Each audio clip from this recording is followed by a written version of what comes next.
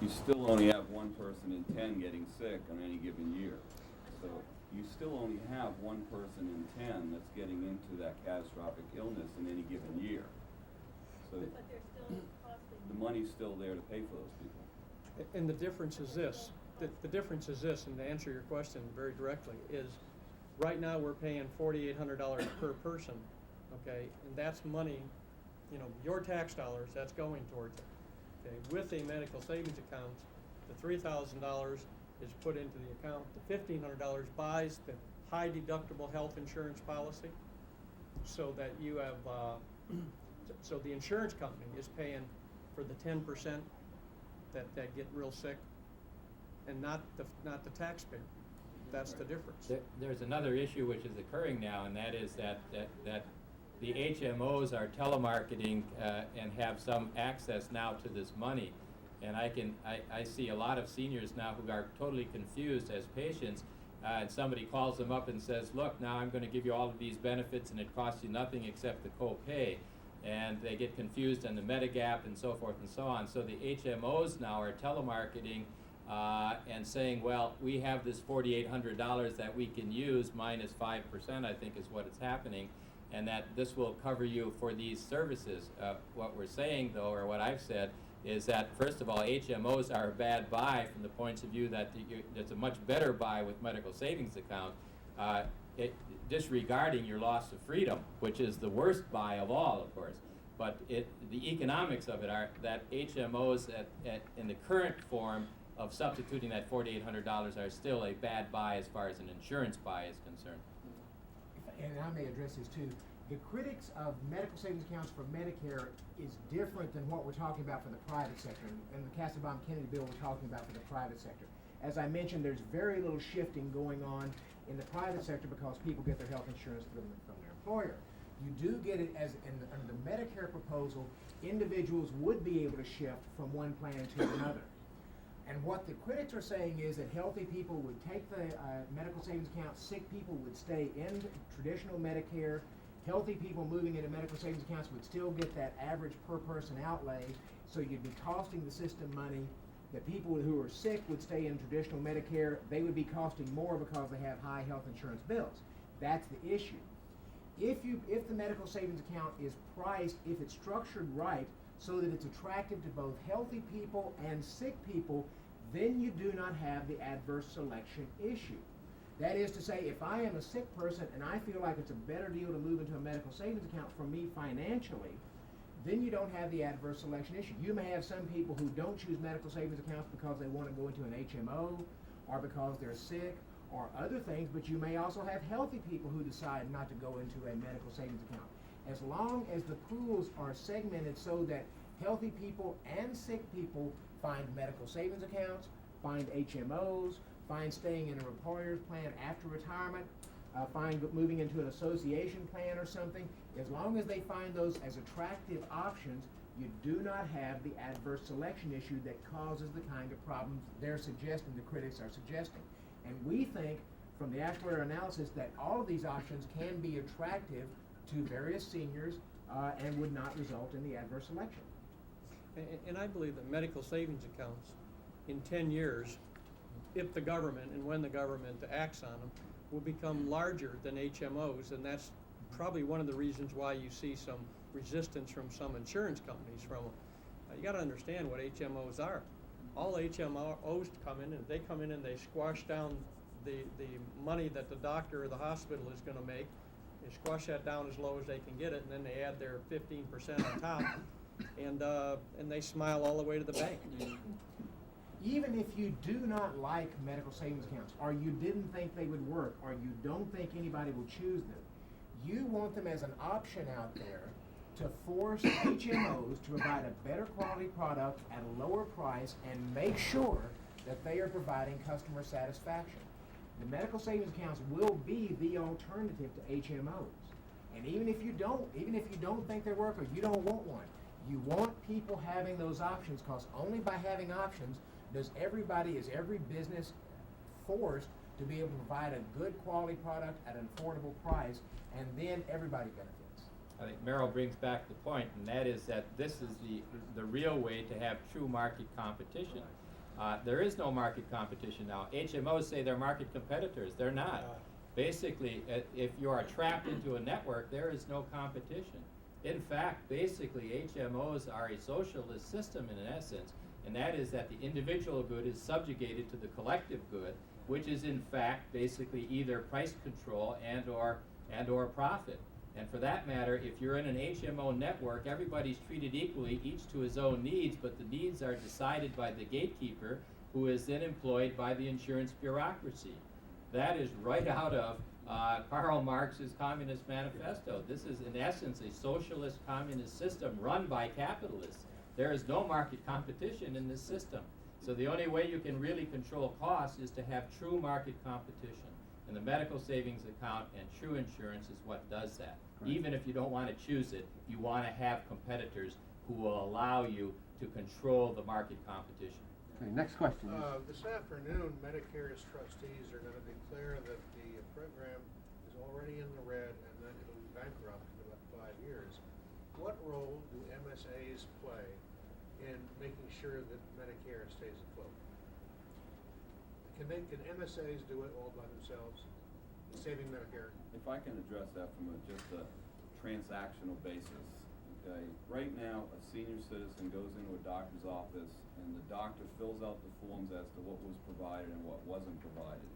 The biggest fraud in healthcare last year or the previous year was the $8 million company that was submitting $8 blood tests that were never performed because they had a list of social security numbers. If I, as a senior citizen, go in and I've got the responsibility for paying that bill, or at least looking at that bill, if there's 4 or 5 things checked off on that claim form, and he's only performed 1 or 2 of them, I raise my hand and I say, hey, you didn't do this, so why am I paying you for it? If I've never seen that bill because it went off to the insurance company, or went off to Medicare in this case, and I don't know how many of you have seen the statement that comes back from Medicare as to what was paid, what was approved, the fact that the doctor can't overcharge you from what was approved by Medicare. It's a very complicated system. We deal with a lot of senior citizens that have Medicare supplements that are retired employers or employees of our employers. It is a complicated mess, and we're just basically, all you're saying is, here's $3,000, you watch the first $3,000, and it's going to be limited to $3,000 because the other expense is going to go off to the insurance companies, and they do a good job of watching their own expenses themselves. So you do have a cap on, a free market cap on the amount of escalation that happens, but it goes right down to the transactional level, and that's where the savings The comes. best watchdog is the one who receives the service. We need to make the patient the watchdog of this money. Yeah, but my question still remains, can MSAs in and of themselves keep Medicare afloat? Or is the system eventually going to crash? No, to answer that question, we looked at the report last April, and it said that the system would be starting to spend $1 billion more than it takes in the year 1997. By the year 2002, it will be bankrupt. Today's report shows that, in fact, 1995 it started to lose money. By the year 2001, it's broke. We felt it was unconscionable not to do something about it. That's why we created this program called Medicare Plus, which would save the Medicare system. And part of that Medicare Plus program is a very important part. There was a commission that set up that had 30 months to report back to Congress of long-term viable solutions for both Medicare and Social Security. Because when the baby boomers move in on both those systems in about the year 2010, neither one of those systems have a prayer of surviving once that happens. So, but Medicare Plus would get us to the year 2010, it would get us the commission, and within 30 months we'd have some long-range solutions, because it does open the system up to offer choices, which is the medical savings accounts, the HMOs, the point of service, besides having Medicare itself, so you can give people choices, and we can slow the rate of growth of Medicare from the 10.5% to about 7.2%, which is the same thing that Hillary said that she could slow it to in 1993 and 1994 during her health care program. Then it was not a cut. Now all of a sudden, by the same people that wasn't a cut then, it is a cut now. And If you go back to the point, the question is it going to be broke? The program can't be broke if you budget more money for it. If if you go back to the standards of the 1965 plan, the current plan's been broke for a long time. It's just that we've been putting more money into it. So, and what goes on in terms of these planning is you're looking ahead 6 years, you're deciding how much more money I'm gonna need 6 years from now, and you budget for that money. That's really what's happening. We can't be broke unless we decide we don't give health care to senior citizens. Just wanted to say that Congressman Chrysler's played a leading role in strengthening the Medicare system and in trying to save it. And from the point of view of United Seniors Association, we do think the MSAs are a critical component in saving the system. This concludes our first panel. We've got to move on to the second panel, and let's give everybody a hand.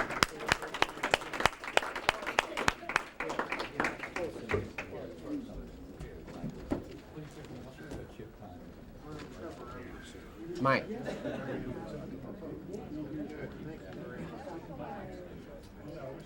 I didn't catch your name. Well,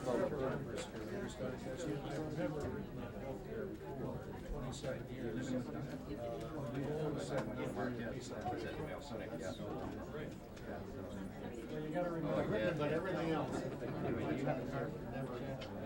never Are not always equal. Free people are not always equal, but equal people are never. Thanks. We look forward to working with you more. Thanks for your work on this. I think I'll come by sometime and tell you further on this. Get one from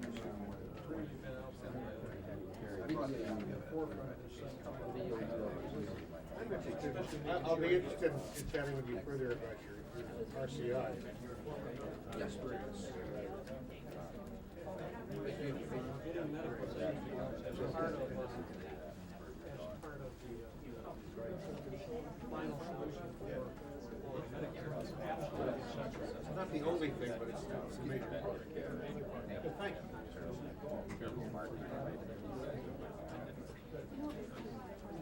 This young man here was kind enough to do that for me.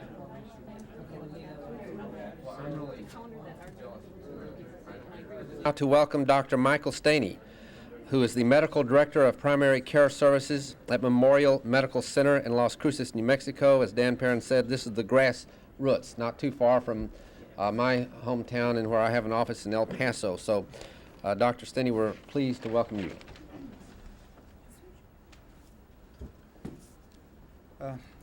Good morning. I'm Mike Staney. I'm a family physician in southern New Mexico, and as a family physician, I've worked with a lot of different groups of people, higher income groups, lower income groups, and I must say that one of the roles that I like the least is that of being a gatekeeper, and I think that's one of the roles that my patients like the least also.